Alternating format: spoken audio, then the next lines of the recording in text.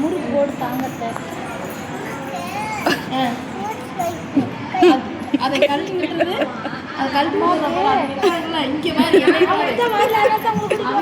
கூட்டுன்னு கழட்ட சொல்லணும். எனக்கு தெரியாது. நானே போய் அவங்க கூட்டுவாங்க. என்ன பண்ணுறது கேளுங்க. என்ன பண்ணா அவங்க போய் கூட்டு இல்லை. இப்போ என்ன பண்ணுறதுன்னு கேளுங்க. ஆமாம், நாங்கள் வந்து கழட்டி விடுவோம்.